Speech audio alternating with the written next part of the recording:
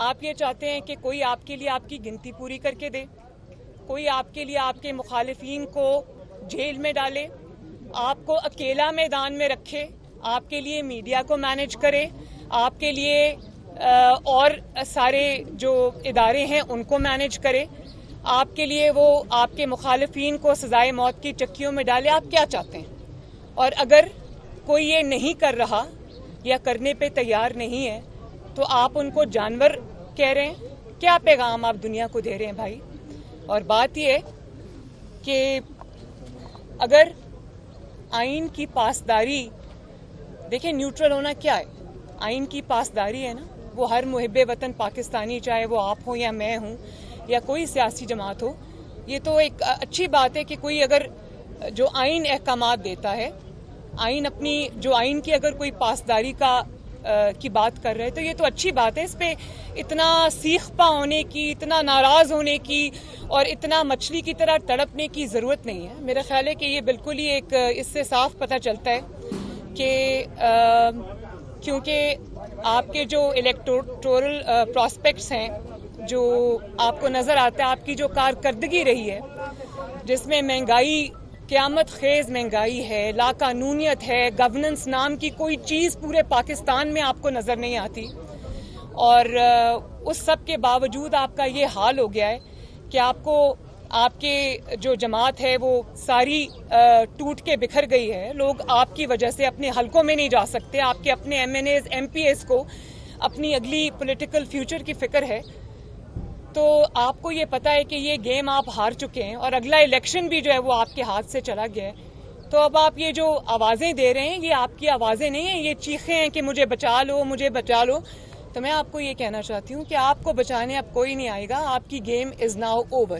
Madam میرا سوال یہ رضا روز ٹی وی سے ہوں. میڈم میرا سوال یہ ہے کہ عمران خان نے کہا ہے کہ جو ووٹ ڈالنے جائے گا تحریک انصاف میں اس کو 10 لاکھ لوگوں سے گزرنا پڑے گا. ہو بھائی 10 بندے تو آپ سے اپنے پورے نہیں ہو رہے اور آپ 10 لاکھ بندوں کو نکالنے چلیں. بھائی اپنے 10 بندے پورے کر لو, آپ کو 10 لاکھ لوگوں کو لانے کی مشقت نہیں کرنی پڑے گی. اور کبھی آپ کہتے ہیں کہ میرے خلاف سازش ہو گئی, میرے خلاف انٹرنل سازش ہو گئی, چور مل گئے, ڈاکو مل گئے, سازش ہو گئی. پھر جب آپ کو اور کچھ سمجھ نہیں آتی تو آپ کہتے ہیں انٹرنیشنل سازش ہو گئی میرے خلاف, اس پہ بھی ہم ابھی بات کرتے ہیں. لیکن بات یہ ہے کہ آپ کے ناک کے نیچے سے آپ کے وزیر اعظم کی کرسی پہ موجود ہونے کے باوجود آپ کی پوری پارٹی آپ کے ریت کی طرح کھسک گئی ہے, نکل گئی ہے ہاتھوں سے. تو آپ کس کو الزام دے رہے ہیں؟ اگر آپ نے کچھ پرفارمنس دکھائی ہوتی, عوام کا خیال رکھا ہوتا, آپ نے کوئی عوام کی بھوک افلاس کے بارے میں سوچا ہوتا, مہنگی چینی, مہنگا آٹا, مہنگی بجلی, مہنگی دال, مہنگا تیل, مہنگا پیٹرول, مہنگا ڈیزل, اس کے بارے میں آپ نے قیمتوں کے بارے میں کبھی سوچا ہوتا تو آپ کو آج یہ دن نہ دیکھنا پڑتا. اور بات یہ ہے کہ کبھی آپ ان کو کہتے ہیں, اپنے ممبران کو آپ کہتے ہیں کہ بک گئے. میں یہ پوچھنا چاہتی ہوں, اور آپ وہ کہتے ہیں کہ ہم نے خریدے ہیں. بھائی جو پہلے ہی پارٹی سے نکلنے کو خریدا تو اس کو جاتا ہے جس کے بارے میں کوئی ہو کہ وہ ابھی ڈیسائیڈ نہیں کر پا رہا, جو پہلے اپنا مائنڈ بنا کے بیٹھے ہوئے ہیں, جو آپ کے وزیر اعظم ہوتے ہوئے آپ کو چھوڑ کے جا رہے ہیں, ان کو خریدنے کی کیا ضرورت ہے؟ تو یہ اگر آپ کو آئینے میں اپنا چہرہ نظر نہیں آتا تو میں آپ کو آپ کا چہرہ دکھا دیتی ہوں. ابھی سینٹ کے الیکشنز کو کوئی زیادہ وقت نہیں گزرا, کس طرح آپ نے اپنی مائنورٹی کو میجورٹی میں بدلا. سینٹ میں اپوزیشن کی میجورٹی تھی, آپ کی مائنورٹی تھی. کس طرح آپ سینٹ میں جیت گئے؟ اس وقت کیا کیا تھا آپ نے, ذرا کائنڈلی بتائیں. اس وقت کیا خرید و فروخت کی تھی, یا آپ نے اس وقت کوئی پریشرائز کیا تھا اپنے ممبران کو اور اپوزیشن کے ممبران کو, یا اس وقت آپ نے ہارس ٹریڈنگ کی تھی؟ اور اگر وہ اس وقت جائز تھی تو آج آپ کو کیا ایشو ہو رہا ہے؟ اور آپ کبھی ان کو کہہ رہے ہیں کہ یہ لوگ بک گئے, کبھی وہ ان کو لوٹے کہہ رہے ہیں, کبھی کچھ کہہ رہے ہیں, اور ساتھ ہی آپ ایک ان کو کہتے ہیں کہ آ جاؤ میں معاف کر دوں گا. تو آپ ہاتھ جوڑ رہے ہیں ان کے سامنے. وہ آپ کو دیکھیں, وہ جتنے بھی پولیٹیکل لوگ ہوتے ہیں, چاہے وہ ایم این ایز ہوں, ایم پی ایز ہوں, ان کو اپنا پولیٹیکل فیوچر دیکھنا پڑتا ہے. اور میں کبھی کبھی قدرت پہ حیران ہوتی ہوں, اللہ تعالیٰ کے جو کام ہے اس پہ حیران بھی ہوتی ہوں. جس نواز شریف کو آپ نے کہا کہ اس کی سیاست ختم ہو گئی, اس کو آپ نے جیلوں میں ڈالا, آپ نے اس کی بیٹی کو جیلوں میں ڈالا, اس کی پوری جماعت کو جیلوں میں ڈالا, سزائے موت کی چکیوں میں آپ نے ڈالا, اور آج اسی نواز شریف نے باہر بیٹھ کے آپ کے گھر میں گھس کے آپ کو مارا ہے. تو یہ جو آپ کو یہ جو عبرت کا نشان آج آپ بنے ہوئے ہیں, آپ کو آج ایک ایک دو دو سیٹس والوں کے گھر کے حاضری دینی پڑ رہی ہے, تو مجھے وہ وقت بھی یاد آتا ہے جب کوئٹہ میں ہزارہ برادری لاشیں رکھ کے اپنے سامنے بیٹھی ہوئی تھی اور آپ کو آواز دے رہی تھی. آپ ان کے حکمران تھے, جعلی صحیح لیکن آپ ان کے حکمران تھے. میں وہاں گئی, میں نے دیکھا پورے خاندان اجڑ گئے تھے, دفنانے والے کوئی نہیں بچے تھے. وہ لاشیں آگے رکھ کے آپ کو بلا رہے تھے اور آپ کہہ رہے تھے کہ میں لاشوں سے بلیک میل نہیں ہوں گا. مری میں لوگ منو برف تلے دب گئے, کوئی نہیں پہنچا ان کی حالت زار پوچھنے کے لیے, عوام کو دیکھنے کے لیے. تو یہ تو آپ کا حال تھا, تو آپ تو بلیک میل نہیں ہوتے تھے. آج آپ ایک ایک دو دو سیٹس والوں کے در پہ جب میں آپ کو سر جھکاتے دیکھتی ہوں تو مجھے بڑا اللہ تعالیٰ کا خوف آتا ہے. آپ آج مکافات عمل کا شکار ہوئے, کسی سازش کا شکار نہیں ہوئے. اپنے تکبر کا, اپنے غرور کا, اپنے بڑے بولوں کا شکار ہوئے. اور پھر آپ کہتے ہیں کہ آپ کے خلاف انٹرنیشنل سازش ہوئی ہے. میں آپ سے یہ پوچھنا چاہتی ہوں کہ کسی ملک کو آپ کے خلاف سازش کرنے کی ضرورت نہیں ہے, آپ خود ہی اپنے لیے کافی ہیں. مجھے پہلے یہ بتائیں کہ اب آپ کو آج یاد آ گیا کہ انٹرنیشنل سازش ہو رہی ہے آپ کے خلاف, اور دوسرے ملک انوالوڈ ہیں آپ کے خلاف سازش کرنے میں, اور آپ کہتے ہیں کہ ہم خود مختار ہیں. کل آپ نے بھارت کی تعریف بھی کی, خود مختاری کی, اور میں کیونکہ خود مختار ہوں, میری خود مختار ایک فارن پالیسی ہے تو اس کی سزا مجھے ملی ہے. تو میں آپ کو آئینہ دکھانا چاہتی ہوں اور میں آپ سے یہ پوچھنا چاہتی ہوں کہ ابھی کچھ دیر پہلے تو آپ بائیڈن صاحب کی کال کا انتظار کر رہے تھے اور پوری کوششیں کر رہے تھے کہ وہ کسی طرح آپ کو کال کر لیں, اور وہ کال جب نہیں آئی تو آپ کو خود مختاری یاد آ گئی. ابھی چند مہینے پہلے کی بات ہے کہ جب آپ امریکہ گئے تھے, وہاں سے واپسی پہ جب آپ کشمیر کا سودا کر آئے تھے تو آپ کہہ رہے تھے کہ مجھے آج ایسے لگ رہا ہے کہ میں ورلڈ کپ جیت کے آیا ہوں. تو اس وقت آپ کی خود مختاری کہاں سو رہی تھی؟ تو کسی کو آپ کے خلاف سازش کرنے کی ضرورت نہیں ہے, اور یہ جو سازش والا پروپیگینڈا ہے نا, یہ آپ نہ کریں. لوگ ہنستے ہیں آپ کے اوپر, آپ کی نا اہلی, آپ کی نا لائکی, آپ کی نا سمجھی, آپ کی نا عاقبت اندیشی کی وجہ سے پاکستان نے آج ہر ملک جو ہے وہ اس کو آپ نے ناراض کر دیا. پاکستان کے دوست ممالک جو ہسٹوریکلی آپ کے دوست رہے ہیں, آج وہ بھی آپ سے ناراض بیٹھے, کیونکہ آپ کو پتہ ہی نہیں ہے کہ ملک کس طرح چلایا جاتا ہے, فارن پالیسی کس چیز کا نام ہے, اور کس طرح آپ نے ایک ایک گن کے میں آپ کو گنوا سکتی ہوں کس طرح آپ نے تعلقات خراب کیے. دوسرے ملکوں نے آپ کو تحائف دیے, آپ ان کو جا کر 5 ملین ریال میں بیچ آئے. تو آپ پاکستان کی کیا تصویر لوگوں کے سامنے پیش کر رہے ہیں؟ اور آج اگر آپ اپنی ناکامی, نالائکی, ناعاقبت اندیشی کو اگر آپ سازش کا نام دیں گے تو دنیا ہنسے گی. آپ مریم صاحبہ, آپ کے ایک وزیر داخلہ تھے چوہے نثار علی خان, وہ بنی گالہ پہنچے ہیں جیپ لے کے, اور کہا یہ جا رہا ہے کہ نون لیگ کے بعض ایم پی ایز ان کے ہاتھ میں ہیں. پنجاب کی صورتحال کیا ہے؟ بڑی مزے کا خیز بات ہے یہ. اور سوال جی. میم, آپ نے کسی جگہ کھڑے ہو کر یہ کہا تھا کہ پاکستان کے اندر ووٹ آف نو کانفیڈنس کی موومنٹ ہوتی ہے, وہ بغیر کسی مدد کے کامیاب نہیں ہوتی, مدد کے بغیر نہیں لاتی. اور آج جو طریقہ سماعت پیش کی گئی ہے, کیا یہ بغیر کسی کی مدد کی آئی ہے؟ بغیر کسی کی مدد کے کامیاب نہیں ہو سکتی, نیوٹرلٹی سے بھی کامیاب ہو سکتی ہے. جی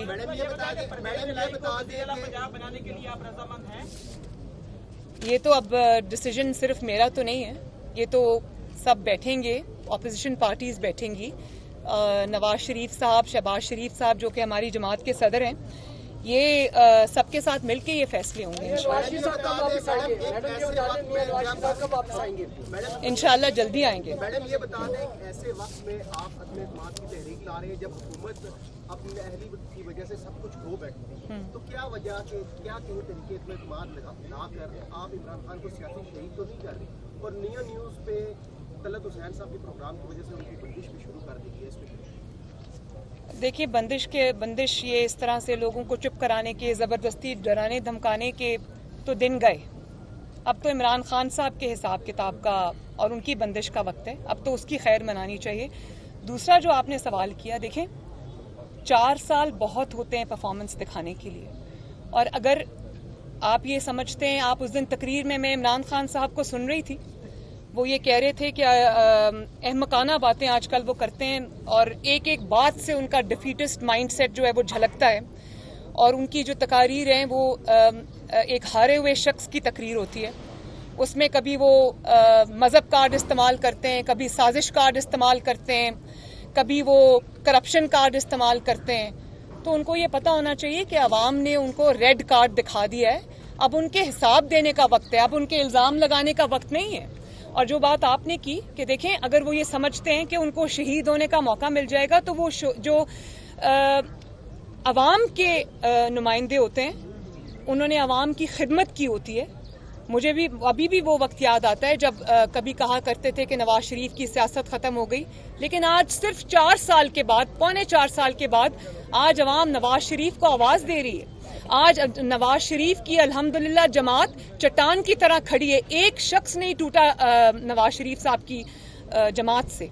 और मुझे वो वक्त भी याद आता है, देखिए नवाज शरीफ साहब के साथ भी ज्यादतियां हुई हैं, उनको भी उसकी बहुत बड़ी पॉलिटिकल और पर्सनल कॉस्ट देनी पड़ी हैं, लेकिन कभी उन्होंने तहजीब का दामन, तमीज का दामन हाथ से नहीं छोड़ा। उन्होंने कभी जलसों में खड़े होकर ये धमकियां नहीं दी कि मैं बहुत खतरनाक हो जाऊंगा। उन्होंने कभी ये नहीं कहा कि अब मैं खतरनाक हो जाऊंगा तो मैं छोड़ूंगा नहीं। और मुझे पता है कि ये धमकियां वो ऑपोजिशन को नहीं दे रहे, क्योंकि ऑपोजिशन ने तो उनका अताब जो है, उनका जो जुल्म है, उनके मजाले में उनको 4 साल बर्दाश्त किया है, फिर भी खड़े रहे। ये धमकियां वो किसी और को सुना रहे। आप समझती हैं इमरान रूहानी कमजोर हो गए? और दूसरी बात ये कि कोई उनको ये समझाने वाला भी नहीं है कि ग्रेस अंडर प्रेशर क्या होती है। मतलब हम भी उन्हीं मरहलों से गुजर कर आए हैं, लेकिन कभी गालम गलोच नहीं की, कभी जबान दराजी नहीं की, कभी बाजारी जुबान इस्तेमाल नहीं की, कभी बोहतान नहीं लगाया, असूल पर बात की है, फैक्ट्स पे बात की है। और आप जब तकरीर करने खड़े होते हैं तो आप मजहब का नाम लेते हैं। कभी आपने रियासत मदीना का नाम लिया और आपने अवाम के ऊपर बदतरीन मजालिम ढाए, और अब आप कहते हैं कि अमर बिल मारूफ।